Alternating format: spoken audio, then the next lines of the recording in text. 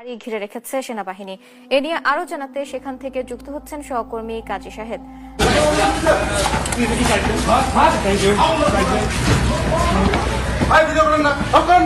সেনাপ্রধান আমাকে ডেকেছিল ওনার বাসায়, তখনই আন্দাজ করতে পেরেছিলাম যে বড় কিছু একটা হতে যাচ্ছে। দর্শক, এইমাত্র বাড়ি ঘিরে সেনাবাহিনীর বিশেষ অভিযান এবার ফেসে গিয়েছে রীতিমতো। এই ভিডিওতে দেখতে পারবেন সেনাপ্রধান ও সেনাবাহিনীর ভয়ঙ্কর ষড়যন্ত্র ফাঁস করেছেন। একটি ভিডিও প্রমাণ সহ দেখতে পারবেন। অবশ্যই ধৈর্য সহকারে পুরো ভিডিওটি দেখে জানতে পারবেন কি ঘটেছে সেখানে। না টেনে পুরো ভিডিওটি দেখবেন।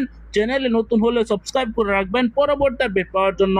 ভিডিওতে একটি লাইক করে পুরো ভিডিওটি দেখতে থাকুন। দর্শকবৃন্দ, খুবই গুরুত্বপূর্ণ একটা কথা আপনাদের সাথে শেয়ার করতে চাই, খুবই গুরুত্বপূর্ণ। সেটি হচ্ছে, হয়তো বক্তব্যটা এরই মধ্যে আপনারা শুনেছেন, সেটি হচ্ছে সাবেক মেজর জেনারেল আকবর তিনি 5 তারিখে কি হয়েছিল, কি করেছিল, কিভাবে কুটা করেছেন তারা ঘোষণা দিয়েছেন।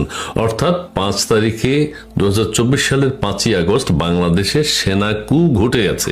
অত্যন্ত পরিকল্পিতভাবে সাবেক এবং বর্তমান সেনা কর্মকর্তারা মিলে এই কুটা ঘটিয়েছেন। আপনারা আরো একটি তথ্য আপনাদেরকে দিব। 2024 সালের 5ই আগস্ট উত্তরা থেকে মিছিল কিভাবে গণভবনে এসে ঢুকেছে, কি পরিকল্পনা ছিল, সেটিও আপনাদেরকে জানাতে চেষ্টা করব।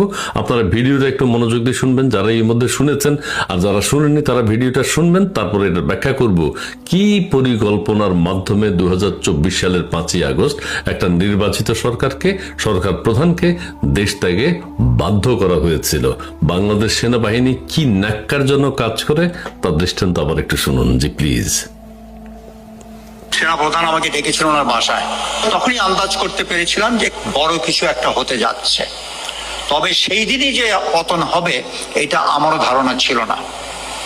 পরবর্তী যখন আমি চেক ব্যাক করলাম, বুঝতে পারলাম আমার সাথে কথা বলার পরেই কিন্তু 3 বাহিনী প্রধান গণভবনে গিয়েছিলেন। ওখানেই তারপরে ওনারা পার্সু করলেন যে প্রধানমন্ত্রীকে যেতে হবে। এই ছিল সারসংক্ষেপ। এবং পরবর্তীতে আমি যখন এখানকার আন্দোলনে যোগ দিয়ে আমি ফিরে গেলাম, আমার টেলিফোনটা কিন্তু গল্ফ করছে, আমার গাড়িতে রেখে গেছিলাম। যে দেখি অনেকগুলো কল। আমি কল রিসিভ করে যখন করলাম, তখন সেনা সদর থেকে জানানো হলো আপনাকে যে দায়িত্ব দেওয়া হয়েছিল ওনারা কি সব প্রস্তুত।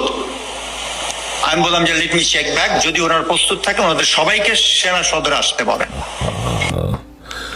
ওনারা প্রস্তুত কিনা, সেনা সদর থেকে ওনাদেরকে দায়িত্ব দেওয়া হয়েছে, ওনারা সবাই প্রস্তুত কিনা, যে দায়িত্ব দেওয়া হয়েছিল সেটি সুচারুভাবে ওনারা প্রস্তুত।